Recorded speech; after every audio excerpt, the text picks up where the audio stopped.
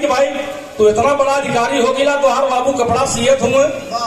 अब कैदा की पोजीशन देख के काम करें। लड़कवा जाके अपने बाबू के खड़ा हो गए अधिकारी और देखा था कि बाबू हमारे कैंची से कपड़ा काटे तो कैंचिया के पैर के नीचे दबा दे और जब सुई से कपड़ा के सिए लगे तो सुइया के अपने टोपी में खोसे कपड़वा काटे तो कैंचिया के पैर के नीचे दबावे और सुइया से जब सिए तो के टोपी में खोसे। लड़कवा कहे कि को बाबूजी हम अलिए तो के मना कर दे कि अभी कुल धंधा छोड़ दा अब कोनो दिक्कत ना हो। देखा थी कैंची काट के पैर के नीचे दबावत हुआ और सुइया से सी के टोपी में ओके घूसत हुआ। कहना हाँ बेटा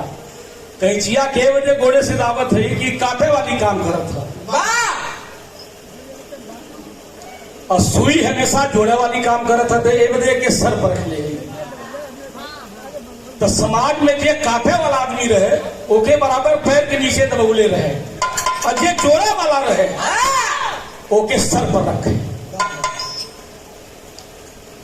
हमेशा सोच विचार उत्तम होना चाहिए। वैसे भी अब बिरहा गावे के मजापुर की गिरा हो गए ए बजे की जब बिरहा का कड़ी चले ले जब लाइन बिरहा के चले ले तो बड़ा अच्छा लगा ला। शुरुआती दौर बढ़िया रहा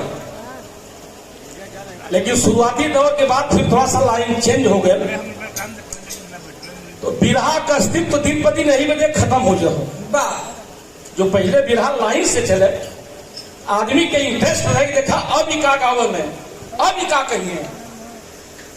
वो जमाना रहा उस समय रहा कि 9 बजे बिरहा शुरू करल जाए और सवेरे 7 बजे तक गावल जाए और आदमी 10,000 10 से 9 और रात भर बैठ के बिरहा सुने की अब देखा करे आगे ई का गावल है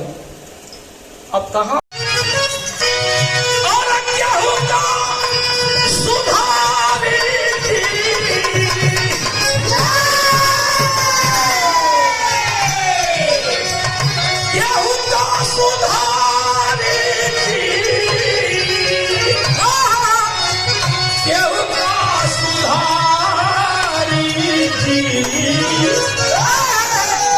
आपन जे बिगारी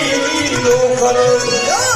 आपन जे बिगारी लोकर केहू का सुधारी